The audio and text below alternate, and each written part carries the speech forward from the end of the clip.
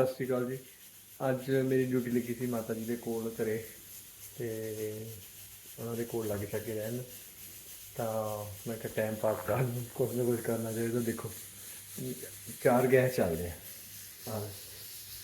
ਤੇ ਜੀ ਇੱਧਰ ਇਹਦੇ ਵਿੱਚ ਖੀਰ ਰੱਖੀ ਆ। ਮੈਂ ਕਿਹਾ ਖੀਰ ਬਣਾਉਣੀ ਆ, ਇੱਕ ਵਾਰੀ ਬਣਾਈ ਸੀ ਇੰਡੀਆ 'ਚ, ਹੁਣ ਦੇਖਦੇ ਹਾਂ ਕਿੱਦਾਂ ਦੀ ਬਣਦੀ ਆ। ਉਧਰ ਘੇਟ ਹੈ ਨਹੀਂ ਸੀਗਾ, ਘੇਟ ਆਣਾ ਰੱਖ ਦਿੱਤਾ। ਇੱਧਰ ਤੜਕਾ ਆ। ਇਹ ਵੀ ਇੱਕ ਵਾਰੀ ਲਾਇਆ ਸੀ ਇੰਡੀਆ ਦੇ ਵਿੱਚ, ਮੁੜ ਕੇ ਨਹੀਂ ਲਾਇਆ। ਅਤੇ ਇਹਦੇ ਵਿੱਚ ਮੂੰਗੀ ਮਸਰਾਂ ਦੀ ਦਾਲ ਰੱਖੀ ਹੈ ਕੁੱਕਰ 'ਚ। ਮੇਰੇ ਤੋਂ ਕਦੀ ਰੋਟੀ ਪਾਣੀ ਬਣਾਇਆ ਤਾਂ ਹੈ ਨਹੀਂ, ਪਰ ਹੁਣ ਕੋਸ਼ਿਸ਼ ਕਰਦਾ ਹੁੰਦਾ ਵੀ ਕਦੀ ਕਦੀ ਜੇ ਬੰਦਾ ਇਕੱਲਾ ਹੋਵੇ ਤਾਂ ਕੁਛ ਨਾ ਕੁਛ ਬਣਾਇਆ ਜਾਵੇ। ਸਬਜ਼ੀ ਵਾਲੀ ਬਣ ਜਾਏ, ਨਾਲੇ ਟਾਈਮ ਪਾਸ ਹੋ ਜਾਣਾ। ਜਿੱਦਾਂ ਦੀ ਬਣ ਖਾਵਾਂਗੇ।